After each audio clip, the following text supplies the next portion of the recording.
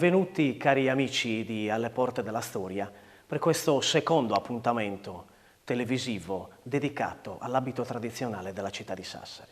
Qui in questa splendida cornice della biblioteca del convento di Santa Maria di Betlem stiamo per entrare nello specifico dell'abito femminile e poi vedremo ancora anche nell'abito maschile, ma adesso, grazie a Patrizia, di cui io appunto ti saluto, grazie ancora per essere qui, del gruppo folk Città di Sassari, andiamo a parlare di che cosa? C'è una coppia, abbiamo visto nella precedente puntata la tua presenza appunto con Francesco, con tuo marito, sì, dell'abito festivo, di nozze, di gala, diciamo così. Qui entriamo invece nella specifica di che cosa? Presentiamo l'abito estivo, la coppia il maschio indossa una camicia bianca in cotone, chiusa con dei bottoni in argento, poi abbiamo il pantalone bianco sempre in cotone o mistolino, le uose che sono i calzari e il gonnellino.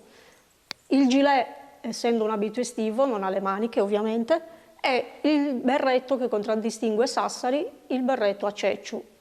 Che abbiamo visto nella precedente puntata, appunto, e quindi esatto, abbiamo abbondantemente insomma, parlato. E ora ancora, insomma, con piccoli passi andiamo avanti nella descrizione dell'abito maschile. Ancora in questo senso c'è ancora qualcosa da dire, come vediamo appunto qui. C'è ancora una cintola in pelle per chiudere il gonnellino. Perfetto, possiamo anche fare magari una piccola rassegna anche. Il gonnellino aveva delle pieghe sciolte, quindi perfetto, non plissettato, quello di Sassari, quindi si distingueva anche per queste piccole particolari. Perfetto, bene. Queste piccole diversità certo, contraddistinguono certo. Sassari. Oggi ovviamente noi vediamo questi aspetti che sono nettamente moderni, insomma, no? Di queste cerniere moderne. Ma normalmente che venivano chiusi infatti, prima con bottoni. Perfetto. Adesso per la praticità. Perfetto. Adesso andiamo da questa parte. Dal vestito. Adesso andiamo e passiamo alla donna, appunto femminile, sempre in abito estivo. Sempre abito estivo. Perfetto. E con calma adesso andiamo a vedere le parti, no? Insomma, che lo contraddistinguono. Prego. La donna indossa una gonna, anche lei in velluto, essendo una donna abbiente. Perfetto. Quindi. Il grembiule un panneddu bianco in cotone. Perfetto. In questo caso. Il giacchino è in piqué, quindi proprio un tessuto estivo fresco. Si contraddistingue sempre con il parapetto perché le donne dovevano coprire, non dovevano essere troppo provocanti. Certo. In testa anche lei ha una caretta o un touquet. Perfetto. E poi il fazzoletto che veniva annodato alla sassarese, noi diciamo, annodato sotto il mento e poi scendeva proprio a coprire le spalle. Quindi serviva anche come protezione dal vento eventualmente. Infine come gioielli anche la donna indossa dei bottoni come vedete in oro in questo caso, anche se è festivo, bellissimo, però è sempre bellissimo, una donna abbiente. Certo. Una spilla. E vediamo sempre appunto anche i bottoni dello stile insomma melagrana, sempre il nostro diciamo. Lo stile sardo, sì. Poi indossa una croce che non mancava mai e una collanina in corallo. Perfetto. Ti posso chiedere? No, continua, no, prego. Per la donna, essendo sposata anche in abito estivo, normalmente veniva accompagnata dal marito, diciamo. Bene, per adesso io ti ringrazio Patrizia di questa descrizione. Insomma, far parte del gruppo folk Città di Sassari è emozionante. Sì, assolutamente. Ti dà la possibilità di avere un contatto ancora diretto e sempre continuo sia con la parte del vestiario ma anche con quella del ballo, perché voi anche vi occupate di ballo, sì, ovviamente. Dici qualcosina appunto, magari per chiudere, che cosa si occupa appunto il gruppo folk anche nell'ambito del ballo e magari dici anche qualcosa su qualche ballo. Almeno i nomi, insomma, sì, qualcosina particolare. Certo. Allora, noi oltre alla ricostruzione degli abiti, che ovviamente sono stati ricostruiti in base alle stampe che sono state ritrovate e alcuni documenti, ci occupiamo anche di portare avanti la tradizione del ballo sardo. Quindi nel Logudoro si ballava la Lugudoresa, che è il classico ballo a cerchio che si faceva quando si usciva dalla chiesa, dalla messa, e poi c'è il ballo a passu. Un altro ballo tipico sempre del sassarese o del Logudoro è Sudillu, che è un ballo cadenzato. Noi ci siamo trovati a far conoscere anche a Sassari il nostro abito perché essendo stato dismesso nessuno credeva che Sassari avesse l'abito, quindi abbiamo trovato un po' di diffidenza. Però col passare degli anni, a forza di vederci, ci si sono un pochino abituati a vedere. Perfetto. Anche noi che balliamo sul palco di Sant'Efisio, che balliamo anche a Roma dal Papa, siamo stati a Praga, quindi in tutta la Sardegna. Abbiamo portato avanti la nostra tradizione anche del ballo, oltre che far conoscere l'abito. E quindi attraverso questa vitalità, attraverso questa bellissima interazione tra abito, ballo e quindi musica, noi vi salutiamo ringraziandovi ancora e ringraziando la coppia di amici che è stata qui con noi e vi rimandiamo alla prossima puntata e continueremo questo bellissimo viaggio alle porte della storia qui nella biblioteca del convento di Santa Maria di Betlem a Sassari e per cui vi saluto, vi salutiamo ad una prossima puntata.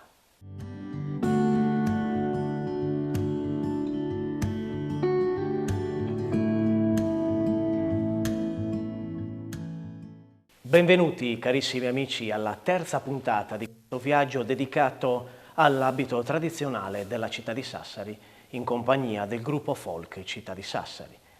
Alle porte della storia vuole regalarvi ancora oggi una specificità, quindi una particolarità stessa che andremo a vedere nell'ambito femminile grazie alla nostra amica e componente del gruppo folk Città di Sassari, Patrizia. Grazie. Eccoci qui Patrizia che inizieremo a vedere in rassegna partendo appunto da questo lato per poi continuare in movimento circolare verso questa zona, quelle che sono delle differenze, vero? Certo. Delle differenze di abito femminile e ora restate con noi e capirete qual è tutto il lavoro che hanno fatto di ricostruzione i nostri amici del gruppo folk Città di Sassari. Prego Patrizia. Grazie. Allora, qui alla mia destra c'è Valentina che indossa l'abito della pescivendola o pisciagiora in sassarese. Si distingue semplicemente da una gonna azzurra e un fazzoletto giallo annodato in testa, perché proprio il mestiere di stare china per mettere il pesce alla vendita esigeva di non avere il velo sul viso. Perfetto. Come seconda donna abbiamo una popolana tradizionale, sempre con un fazzoletto annodato sotto il mento. Come abbiamo visto nella puntata precedente, appunto. Esatto, quindi alla moda sassarese. Perfetto. La terza donna invece indossa l'abito della panettiera, perché ogni mestiere aveva un abito completamente diverso e distingueva proprio il mestiere che la donna faceva. E anche per la funzionalità. Per la funzionalità, esatto. Mentre invece... Perdonami, voglio chiederti, anche in questo caso vediamo il fazzoletto annodato? Sì, sempre un fazzoletto annodato. Così Giulia poi si gira anche si volta verso la camera, ma il colore è rosso, è diverso, noi abbiamo visto un giallo, qui vediamo un bianco, quindi esatto. Non c'erano queste grandi distinzioni o è anche una distinzione quello nel senso del mestiere? No, era proprio una distinzione del mestiere e in alcuni casi anche in base alla donna, perché i vestiti non erano delle divise militari. Perfetto. Quindi se una donna aveva una tela di quel colore lo faceva in quel colore, di un tessuto quindi anche diverso. Per le proprie magari anche esatto, disponibilità. Dipendeva anche dalla disponibilità. Questo lo vediamo anche in quelle bellissime famose stampe, ovviamente. Esatto, no? sì. Di cui voi Noi avete... abbiamo Perfetto. proprio riproposto quello che abbiamo visto nelle stampe, non abbiamo inventato nulla. Benissimo, benissimo. Ora proseguiamo, grazie. Allora, da Giulia passiamo a Monica che indossa l'abito della Silvidora, cioè la nostra colf attualmente. Sì. Guarda Poi, anche verso la nostra camera. Anche lei ha sempre lo stesso fazzoletto bianco in tela, semplicemente annodato diversamente proprio perché doveva proprio stare china a pulire il pavimento o l'argenteria, dipende dalla mansione del momento. Però anche essa indossa sempre il bustino che in ogni mestiere, infatti non sappiamo come facevano all'epoca, avevano sempre questo bustino stretto nella vita. Quindi anche la Silvidora lo utilizzava. Proseguendo abbiamo Bruna e Roberta che sono le due acquaiole, infatti portavano l'acqua alla nostra fontana classica del Rosello, andavano ad attingere l'acqua lì o alle conce, dipende dall'ubicazione dell'abitazione. Anche loro hanno chi una gonna gialla come vede, una azzurra, non erano proprio uguali. È vero. E hanno tutte e due un fazzoletto. L'acquaiola normalmente aveva il fazzoletto dipinto a mano, Proprio lo dipingevano loro, penso, o lo acquistavano così, non lo sappiamo. Nella stampa l'abbiamo ritrovato così ed è stato riprodotto fedelmente al disegno che si è trovato. Benissimo. Per finire abbiamo un'altra popolana che anziché avere la gonna in panno rossa ha una gonna in teletta marrone, quindi ancora un pochino più povero come tessuto rispetto al panno di lana. Bene. E un'altra cosa che volevo chiederti, Sì. ma insomma, le scarpe, era difficile anche con quel genere di scarpe svolgere determinati mestieri. Era certamente la moda del tempo, Certo. l'abitué del tempo, ma anche lì avete avuto difficoltà nella ricostruzione, si vedono bene? In alcune stampe si sono viste bene proprio le scarpe con la fibbia in argento come la mia, oppure le scarpe normali. In altre stampe, ad esempio la Silvidora, si vede scalza addirittura perché o non le possedeva perché non aveva la possibilità e quindi si andava scalze, e poi avevano un'altra abitudine, le scarpe dovevano durare nel tempo, quindi molte volte per andare in campagna o per andare a svolgere i mestieri le scarpe le levavano e andavano scalze e le rimettevano solo per le feste e per le occasioni. Caspita, quindi vediamo che c'è un grande spaccato culturale all'interno, dove ogni situazione doveva adattarsi sia al mestiere ma anche alla vivibilità, insomma, di quel mestiere anche nella vita poi di tutti i giorni. Quotidiana, sì. Per cui credo che possiamo terminare qua. Grazie. E quindi grazie a te, grazie a voi che siete stati qui con noi. Questo è il gruppo folk Città di Sassari, è un insieme culturale tra maschi e femmine che riescono a dare la continuità ad una cosa che ormai era scomparsa, dare una continuità oggi, darla a noi, a voi che ci guardate, ma anche a voi che magari, insomma, avete piacere di far parte di un'associazione di questo tipo, per cui potete anche contattarli e andare a toccare con mano all'interno e far parte di un sodalizio che fa tradizione, ballo, Certo. ricerca e anche convivialità, Sì. serenità, lo stare insieme e anche i viaggi, insomma. Anche viaggi. Quando andate appunto a divertirvi, anche a mostrare ovviamente quello che siete. Sì. Per cui noi vi salutiamo per questa terza puntata, ma continueremo il nostro viaggio e andremo ad esplorare il mondo maschile nell'abito tradizionale, per cui alle porte della storia vi aspetta, sempre qui dalla cornice preziosa della biblioteca del convento di Santa Maria di Betlemme dei frati francescani di Sassari. Un saluto a tutti voi dalle ragazze e dalle donne del gruppo folk Città di Sassari.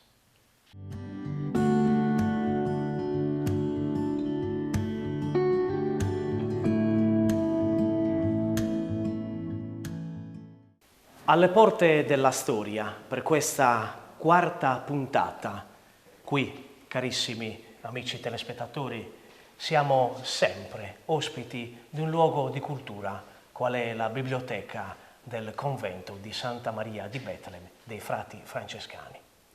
Qui, per questa nuova puntata di questo viaggio emozionale sulle tradizioni popolari della nostra città e anche della nostra isola di Sardegna e di tutta la nostra bellissima Italia culturale, siamo ancora oggi qui con il gruppo folk Città di Sassari per esplorare, determinare una interazione verbale, culturale e visiva con l'abito maschile. Per questo ci darà una mano il nostro amico presidente del gruppo folk Città di Sassari, Gabriele, quindi grazie ancora per essere qui con noi. E ora possiamo interagire facendo questo passaggio da destra verso sinistra e regalaci una descrizione di quello che è la vostra vitalità culturale con l'abito tradizionale. Prego. Certo. Allora, partiamo dall'abito rosso, quindi dall'abito del ceto borghese. Abbiamo detto nelle scorse puntate che il rosso era il colore dei più ambienti, di chi si poteva permettere una stoffa, diciamo, pregiata. Quindi abbiamo il ricco massaio che abbiamo ampiamente descritto, e lo stesso l'abito estivo del borghese, anch'esso già certo, abbiamo visto appunto nelle puntate precedenti. Esatto. Mentre andiamo da questa parte. Da questa parte invece troviamo il carraiolo, caratterizzato da un abito blu, perché l'abito blu, il colore blu era diciamo il colore degli operai, di chi lavorava, una stoffa meno pregiata, anche se qui troviamo un giubbino a maniche lunghe in velluto, comunque vediamo che è caratterizzato dalle classiche ragas e dalle classiche uose in orbace, dai pantaloni bianchi e una camicia in cotone, anche qua dei bottoni, in questo caso in filigrana dorata, e la birrita, perché nonostante... Che è diversa infatti da quella sì, che abbiamo esatto, visto, insomma, no? Perché anche se il cappello a ceccio è caratterizzante di Sassari, era prevalentemente utilizzato nei campi, in quanto chi stava certo, chinato in avanti. Per una funzionalità ovviamente esatto. della praticità del mestiere, sì, possiamo dire. Tendeva a ripiegarlo su i tre cerchi concentrici, mentre chi invece, come il carraiolo o il carrettieri che abbiamo qua, andava in giro a vendere, certo, non aveva l'impedimento, esatto, della birritta nel mestiere stesso, nella funzionalità. Esatto. Perfetto. Vediamo che indossa anche una borsa in cuoio dove poteva tenere diciamo, le monete e il cambio per la vendita. Continuiamo. Andando appunto ancora qui verso questa zona. Abbiamo invece il carrettieri. Perfetto. O il viandante con un gabbano nero, quindi per chi faceva molti viaggi si doveva riparare dalle intemperie. E mentre tu stai continuando io vorrei farlo vedere così, giusto per far gabbano capire nero insomma con, che cosa era questo. Sì, perfetto. Il classico cappuccio triangolare, ecco, caratterizzato, se apre il gabbano, da una bottoniera della chiusura del giubbino in metallo a vista. Ovviamente anche qua dei pantaloni notiamo in lino, il lino grosso, delle ragas e delle uose sempre in orbace perché era la stoffa tipica. Utilizzata anche in quel momento, insomma, sì. I calzari sempre in cuoio o in pelle nera o color testa di moro e una cintola in cuoio per tenere su le ragas in vita. Molto interessante. Continuando abbiamo da questa parte, appunto, il zappatore della terra, qua non il ceccio ma una berrita ripiegata in avanti. Una berrita abbastanza corta, insomma, sì. No? Non abbiamo una berrita di quelle così lunghe, di così pronunciate. Corta e ripiegata appunto in avanti. Un giacchino smanicato, quindi estivo, color turchese, con una bottoniera a vista e non nascosta come per esempio nell'abito estivo o comunque borghese, certo, che poteva nascondere. Certo. Bene, bene. Mentre ecco, manco io. Tu, ovviamente. Sì. Quindi vediamo insomma una particolarità, anche questa ha delle particolarità, sì, che adesso ci dirai.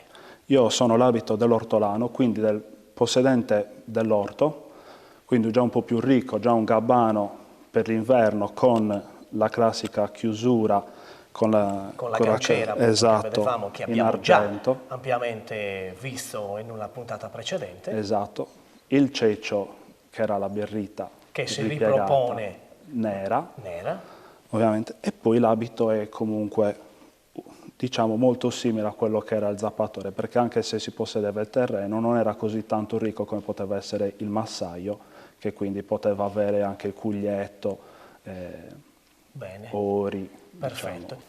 Terminando questa descrizione della specificità maschile, vediamo un attimino questo capo di vestiario che appunto ci hai descritto prima, giusto per far capire a casa qual era la foggia e la fattura del tempo, sempre ricordiamo ripreso da uno studio, da una ricerca che poi noi abbiamo detto sì, ma non abbiamo così approfondito. Anche qui non vediamo tantissimi gioielli, come abbiamo parlato appunto dal punto di vista appunto maschile, quindi era forse solo una prerogativa sempre comunque femminile. Sì, certo. Maschile.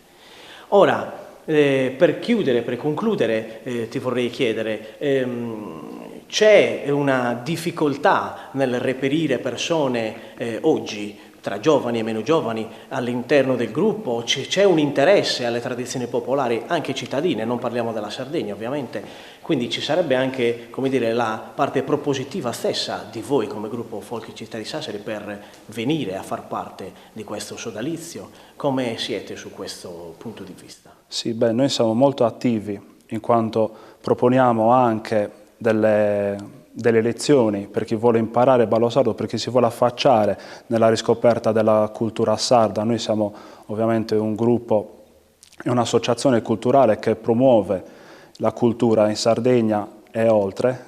Come è stato già detto, siamo andati anche fuori a far conoscere il nostro costume. Noi prendiamo parte a tutte le manifestazioni, le più importanti ma anche quelle minori, in modo da poter portare il costume di Sassari alla conoscenza di tutti. Ovviamente coi tempi che corrono e stando in una città l'interesse viene anche un po' meno, anche nei giovani, però ogni anno riusciamo sempre a invogliare, come abbiamo visto, abbiamo molte ragazze, molti ragazzi che hanno la passione, quindi noi siamo sempre aperti ad accogliere le persone che vogliono l'interesse, indossare l'abito, conoscere e coltivare la cultura. Anche perché noi ovviamente non abbiamo visto tutti i componenti del gruppo oggi, c'è anche qualcuno che purtroppo non è potuto essere qui con noi o potuta essere qui con noi, ma che fa parte appunto di questo sodalizio e quindi li salutiamo comunque, no? È come che in qualche modo idealmente abbiano fatto parte di questo viaggio. E dopo aver ascoltato Gabriele nella descrizione dell'abito maschile, nelle varianti proposte qui e che vengono dalla ricerca di ricostruzione dell'abito tradizionale sassarese, noi vi salutiamo e nel frattempo invito le donne a venire qui in mezzo a noi per sapere che questo sodalizio del gruppo Folk Città di Sassari e ricordarvi appunto di quanto siano importanti per aver non solo riproposto venite pure qui, venite avanti qua, venite, ci facciamo un po' di spazio tutti insieme, appunto per ricordarvi quanto sia importante, necessario ritornare alle tradizioni popolari, sia perché motivo di svago, motivo di aggregazione sociale, ma certamente per ribadire quanto l'importanza delle tradizioni etnografiche, musicali e poi vedremo alla fine un piccolo regalo per tutti voi, sempre da parte del gruppo Folk Città di Sassari, appunto le tradizioni, la ricerca stessa, il momento culturale che deve dare a tutta la nostra isola di Sardegna e l'Italia intera quell'impronta sociale, quell'impronta storica, quell'impronta di aggregazione di persone che effettivamente vogliono essere parte di un discorso culturale. Il gruppo Folk Città di Sassari accoglie le persone sia per il ballo, sia per la semplice, tra virgolette, semplice sfilata, diciamo così, presenza nelle sagre, nelle manifestazioni e anche nelle processioni religiose. Loro fanno parte appunto di questo ambiente culturale. Per cui noi vi ringraziamo, vi salutiamo, anch'io vi saluto attraverso la produzione di questo programma di Alle Porte della Storia, voluto, fatto da AS Media di Antonio Solinas e me stesso Bruno Lombardi, ringraziando i frati francescani e lo staff della Biblioteca del Convento di Santa Maria di Betlem, qui a Sassari, per l'ospitalità e l'impronta culturale, la bellezza di questo luogo che ci ha potuto dare a noi questa vitalità, questa interazione con voi che siete dall'altra parte dello schermo. Per cui ora noi vi salutiamo, grazie al gruppo Folk Città di Sassari, quindi vi salutiamo tutti per un ballo finale dedicato a voi.